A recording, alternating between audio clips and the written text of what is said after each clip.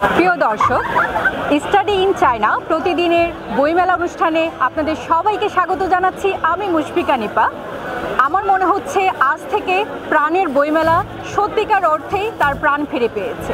আপনারা পেছনেই দেখতে পাচ্ছেন অনেক দর্শক সংখ্যা বেড়েছে।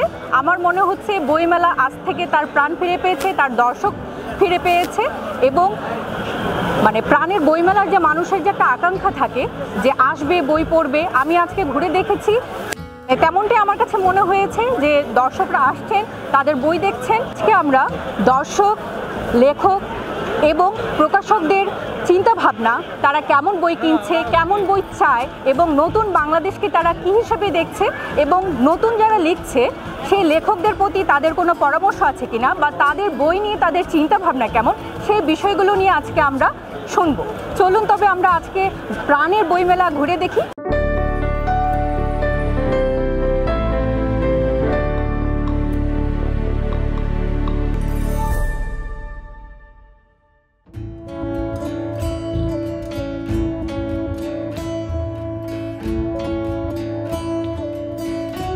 কি নাম তোমার? ওয়াহিদা ইসলাম মেহেরুব।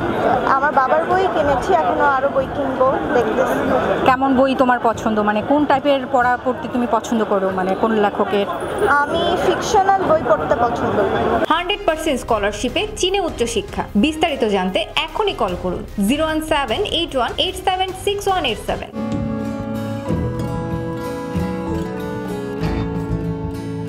এই যে অজানা গন্তব্য, কেন হলো আপনার বইয়ের নাম অজানা গন্তব্য? আপনি কি বোঝাতে চেয়েছেন? যখন যে জুলাইয়ের 18 তারিখ ব্লকেট হলো, তখন উই ডোন্ট নো, আমরা কেউই জানতাম না যে কী ঘটবে। হ্যাঁ, পরে 36 জুলাই আপনারা জানেন সবাই, 36 জুলাই আমরা একটা স্বাধীনতা পেয়েছি, আবার নতুন বাংলাদেশ পেয়েছি। এর মাধ্যমে যে একটা আমার তখন থেকেই ছিল যে আমি একটা কিছু বই লিখবো বা করবো, সেটা ছিল অজানা গন্তব্যের একটা বিষয়, যে আমরা কই যাচ্ছি, আমাদের কি হবে, 16 বছরই পরাধীনতা করে কি করতে যাচ্ছে। 18 জুলাই আমার ভাগিনা শহীদ হয়, বাংলা ব্লকেট, যেটা আমরা কি ওনার নামটা জানতে পারি? তাসাউফুল আলম। এটা উৎসর্গ করেছি আমি 24শে শহীদ মীর মুগ্ধর জন্য। শীতের সকালে জানুয়ারি মাসে বাবার মস্ত বড় হাতটা ধরে ছোট্ট দুটি পায়ে হেঁটে হেঁটে গেল সে তার প্রাণ প্রিয় স্কুল। শ্রেণী শিক্ষিকা তখন ইশারায় ডেকে বলো তো ক্লাসকে তোমার নামটি ছেলে।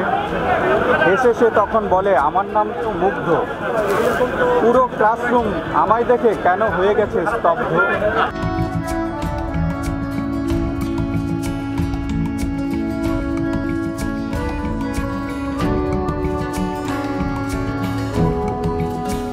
না পাওয়ার কোনো বেদনা থেকে এই বইটি? বলতে গেলে কি, প্রত্যেকের জীবনে ভালোবাসা আসে, এটা স্বাভাবিক। তো ভালোবাসার মানুষ প্রত্যেকের মনের মধ্যে থাকে একজন, আর তাকে দেখার একটা স্বাদ পরিতৃপ্তি প্রত্যেকটা মানুষেরই জীবনে আসে। হতে পারে সেরকম একটা আমারও ছিল। আপনার তোমায় দেখার স্বাদের যে বইটি, এই বইটির জন্য আমি অনেক শুভকামনা জানাচ্ছি, যেহেতু এটা আপনার প্রথম বই। 100% স্কলারশিপে চীনে উচ্চশিক্ষা। বিস্তারিত জানতে এখনই কল করুন 01781876187। ছোট বাচ্চাদের জন্য কিছু শিশুতোষ বই কেনার ইচ্ছা আছে। আমাদের অনুভূতিগুলো প্রকাশ করতে পারছি, কোনো ভয় নেই, কারণ আমরা স্বাধীন এবং সবার স্বপ্ন আর যেন আমাদের মাঝে ফ্যাসিস্ট ফিরে না আসে, ফ্যাসিবাদী শাসন যেন আর ফিরে না আসে। লিটল ম্যাগ কিংবা বইমেলার যে সকল কার্যক্রমগুলো প্রতি বছর করা হয় বা হবে, প্রতি বছরগুলোতে একটু সুন্দরভাবে একটু ব্যতিক্রম আঙ্গিকে বাংলা একাডেমির যদি একটু দৃষ্টি রাখেন তাহলে হয়ে ওঠা সম্ভব। তো আমার পক্ষ থেকে সকল শুভেচ্ছা।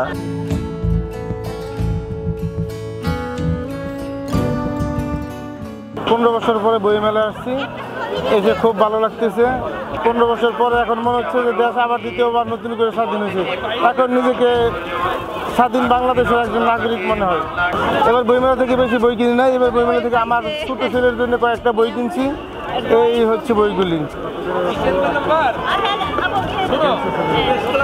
এই অল্প কয়েকটা বই আমার ছেলের জন্য কিনলাম। আমার ছেলে অনেক ছোট, ছেলের বয়স মাত্র 17 মাস। অনেক বই দেখলাম কিন্তু টাকা স্বল্পতার জন্য সব বই কিনা হয় নাই।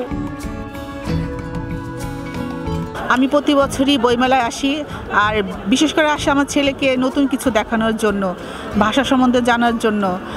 আমরা কিভাবে বড় হয়েছি এই বই পড়ে পড়েই তো জানবে।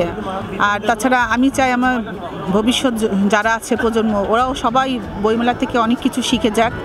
আর সবাই একসাথে আসলে একটা আন্তরিকতার সৃষ্টি হয়, মানুষ মানুষকে বুঝে। 100% স্কলারশিপে চীনে উচ্চশিক্ষা। বিস্তারিত জানতে এখনই কল করুন 01781876187।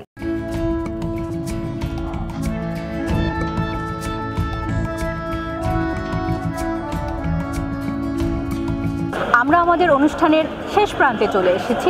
অনুষ্ঠান শুরুতেই বলেছিলাম আজ আমরা দর্শক, লেখক এবং প্রকাশকদের চিন্তা ভাবনা, বই নিয়ে এবং তারা কেমন বাংলাদেশ চায় সেই বিষয়গুলো নিয়ে জানব। আপনারা নিশ্চয়ই শুনেছেন তাদের চিন্তা ভাবনা নিয়ে। আমরাও তেমনই একটি সুন্দর বাংলাদেশ চাই। প্রিয় দর্শক, এবার বলবো প্রতিদিন বইমেলায় আসুন পরিবার নিয়ে এবং একটি করে হলেও প্রিয়জনকে বই উপহার দিন।